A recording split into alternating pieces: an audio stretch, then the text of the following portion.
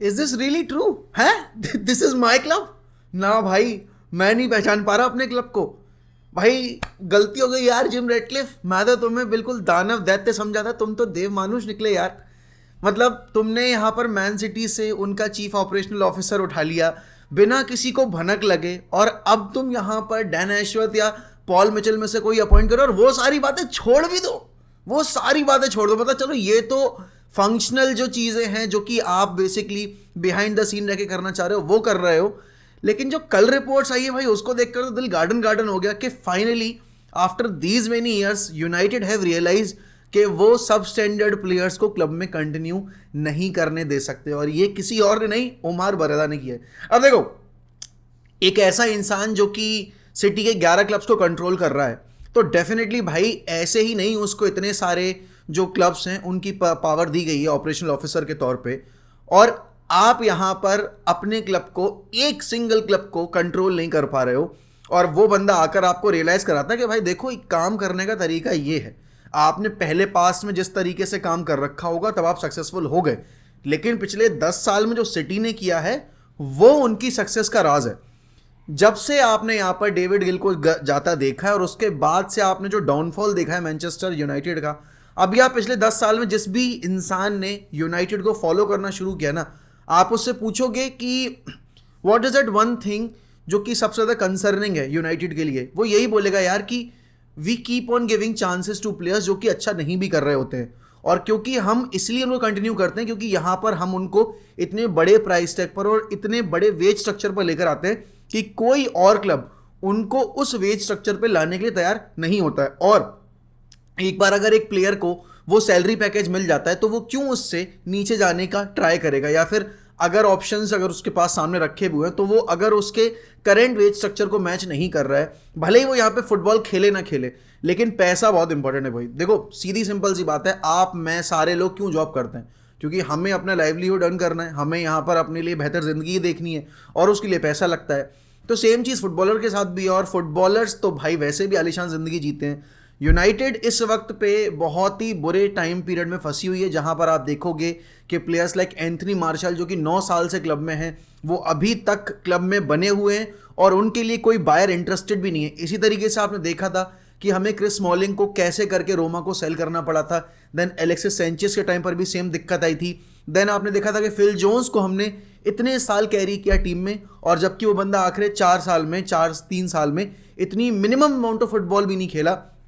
जो कि आप बोलोगे कि एलिजिबल होती है। मेडल्स अगर हम जीतते, कोई भी खुदा ना खास्ता अगर हम जीत जाते तो उसके लिए एलिजिबल भी होता। तो that is what the true Manchester United was पिछले 10 साल में, और उसकी थोड़ी बहुत क्लियर पिक्चर अब हमें दिख रही है कि क्या अब नई मैनेजमेंट चाहती है। अब देखो इनोस ग्रुप जब आया था तो एवरीवन वाज लाइक कि यार ये यहाँ पर जो आपका कतर प्रपोज कर रही है उन सारे प्रपोजल्स को तो बोल ही नहीं रहे हैं। यहाँ पर इन्होंने बस ये बोल दिया we will try to restore the Manchester in Manchester United.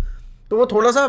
अजीब सा था कि आखिरकार ये स्टेटमेंट मायने क्या रखता है, इस स्टेटमेंट की मीनिंग क्या है। लेकिन धीरे धीरे करके अब हमें समझ में आ रहा है, जैसे कि आपने पढ़ ही लिया होगा कि यूनाइटेड अपना नया ट्रेनिंग ग्राउंड यहाँ पर बनाने की कोशिश कर रही है, और वो गोल्फ कोर्सेज जो हैं उसका एरिया ऑलरेडी देख चुकी है, और उसको फाइनलाइज करने के लिए अब आगे जो लीगल प्रोसीडिंग है उस पर जाने वाली है। अगर ये चीज़ हो जाती है तो आप ये सोचो कि हमारे पास कैरिंगटन है, क्लिफ भी हमारे पास, वैसे देखा जाए इन फंक्शनल नहीं है हमारे पास क्लिफ अभी, बट हाँ वहाँ पर आप देखोगे कि ट्रेन किया जा सकता है। उसके बाद यहाँ पर अगर हमारा जो नया ट्रेनिंग कॉम्प्लेक्स बनता है, अगर बनता है, जिसकी पॉसिबिलिटी लग रही है,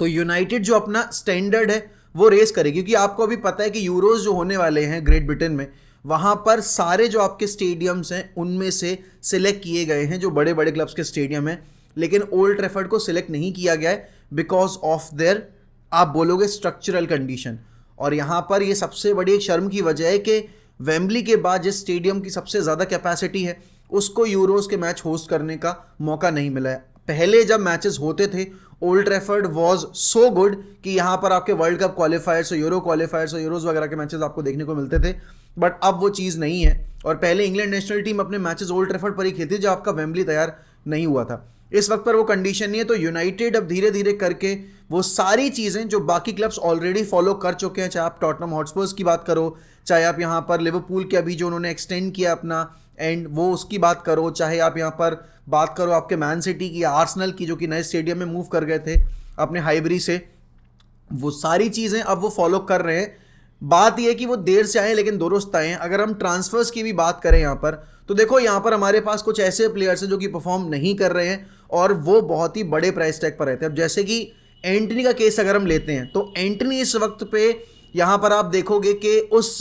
लेवल को हिट नहीं कर पाए जो एक्सपेक्टेड लेवल जिसके लिए हमने उनको साइन किया था। राइट विंग पे आपने जेडन सेंचो को भी साइन कर रखा है, आपने एंटनी को भी साइन कर रखा है, लेकिन दोनों में से एक ने भी उस लेवल की परफॉर्मेंसेज अभी तक हमारे लिए ड्रॉप नहीं किए जहाँ पर हम ये बोल पाएँ चलो ठीक है ये अभी नहीं परफॉर्म करे लेकिन आगे चल के डेफिनेटली ये राइज करेगी, क्योंकि हमें वो पोटेंशियल दिखना चाहिए। फिर उसके बाद अगर आप बात करोगे मेसन माउंट की साइनिंग आपके लिए अभी सेंस नहीं बनाती दिख रही है, क्योंकि मेसन माउंट अभी अवेलेबल नहीं रहे हैं। देन हाँ, एक चीज़ ज़रूर हो सकती है कि विद टाइम जब एरिक्सन अब धीरे धीरे करके क्लब से जाने के कगार पे खड़े हुए हैं, तो उस मौके को अगर पकड़ लें आपके मेसन माउंट, तो डेफिनेटली एक चीज़ें हमारे लिए सुधर सकती हैं। आपको डिसीजन लेना पड़ेगा मार्कस रैशफोर्ड के फ्यूचर के भी ऊपर। आई गेट इट कि मार्कस रैशफोर्ड जो हैं वो आपके फेस हैं आपके क्लब के, क्योंकि वो अकेडमी ग्रेजुएट हैं और इतने साल से आपके लिए खेल रहे हैं। लास्ट ईयर टेन हैग के under he was your main man, but I think जो परफॉर्मेंसेज रहती हैं मार्कस रैशफोर्ड की वो अप एंड डाउन चलती रहती हैं और कंसिस्टेंसी की बहुत ज़्यादा कमी है मार्कस रैशफोर्ड की परफॉर्मेंस में।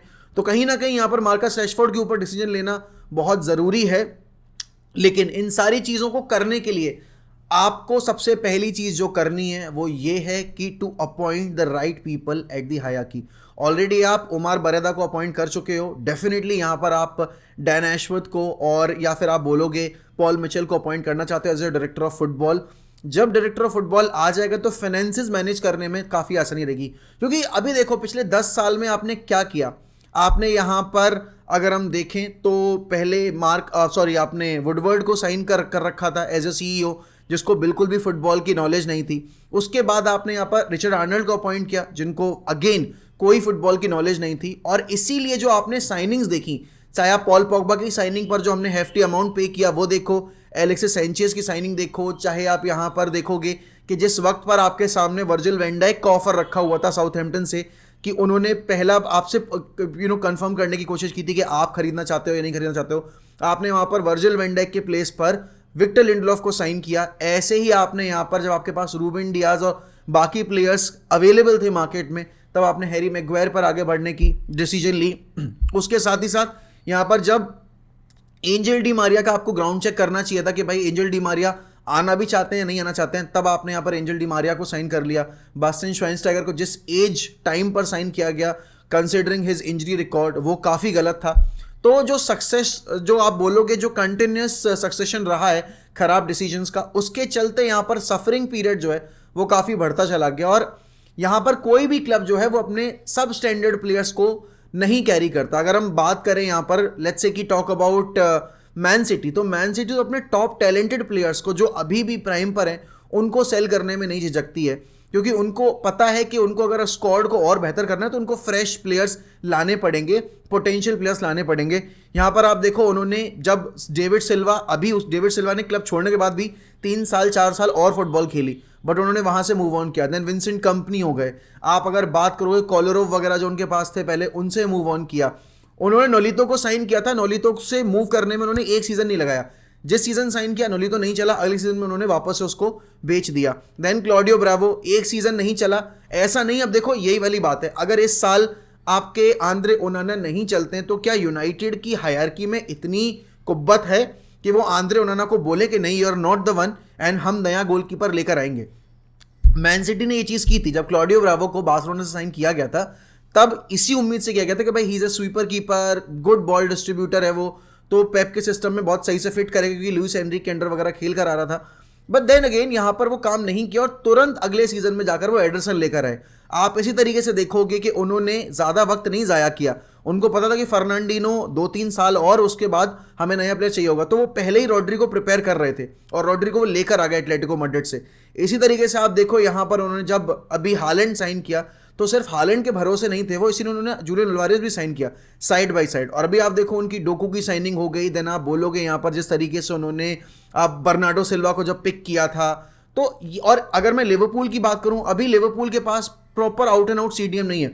लेकिन उनको लास्ट ईयर फेबिन्यो की परफॉर्मेंस देखकर समझ में आ गया था कि भाई फेबिन्यो के साथ हम कंटिन्यू नहीं कर सकते क्योंकि इसकी परफॉर्मेंस में ड्रॉप आ रहा है, लगातार ड्रॉप आ रहा है। तो अभी अगर मार्केट में फेबिन्यो के लिए कोई बायर है, I think we should capitalise on that. और उन्होंने फिर उसको बेच दिया सऊदी में। ठीक है, अभी वो ग्रेवेनबर्ग वगैरह जो भी लेकर आए वो आउट एंड आउट सीडीएम नहीं है एक्सेप्ट फॉर एंडो, और एंडो उनका मेन प्लेयर नहीं है। बट वो रिस्क लेने की हिम्मत होनी चाहिए कि ठीक है, अगर हम यहां पर अपना जो बड़ा प्लेयर है जिसके साथ हमने ट्रॉफी जीत रखी हैं या जिसने हमारे लिए पास में परफॉर्म कर रखा है, अगर वो अभी परफॉर्म नहीं कर रहा है, we should not hold him back या we should not hold ourselves back from selling that player,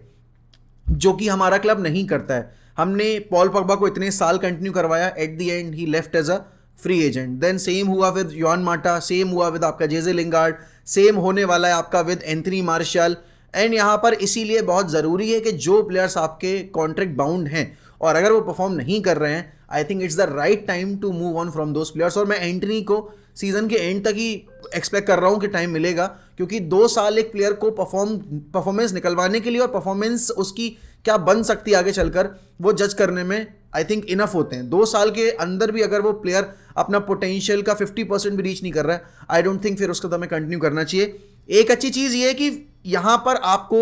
financial brains और फुटबॉलिंग ब्रेन्स दोनों का एक बैलेंस देखने को मिल रहा है अब हायरार्की लेवल पे। एंड जो उम्मीद मुझे नहीं थी इनियोस ग्रुप के एंड से, वो उन्होंने करके दिखाई है। तो let's see how it goes, but definitely अभी जिस डायरेक्शन में क्लब ने स्टेप्स लेने शुरू किए हैं, एक बेटर फ्यूचर की उम्मीद लगाए बैठे हम सारे के सारे। और ऑनेस्टली बताऊं, I was not expecting Ineos group to work so quickly on such big things. लेकिन हाँ, ये जो तरीका उन्होंने फॉलो किया और जिस स्पीड से उन्होंने करना शुरू किया, I think everyone is very thrilled and very excited to watch United under this new leadership, this new partial ownership, जैसा भी बोल रहे हैं, but with a better management and better scouting network. बाकी आप लोगों के क्या ख्याल हैं सारे सिनेरियो को लेकर, वो मुझे डेफिनेटली बताइए कमेंट सेक्शन में। इसी के साथ मैं आपसे लेता हूं अलविदा, मिलते हैं अगली वीडियो में। Totally good bye, take care, sayonara.